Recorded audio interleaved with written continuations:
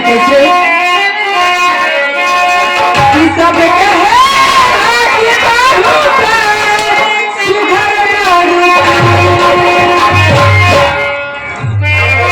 Hello लेकिन आज मैं आशा राम के सवाल उनकी तरफ से सरकारी 11 पे पुरस्कार है तो बार बार उसका धन्यवाद है।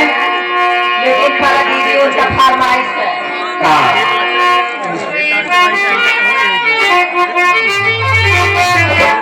हेलो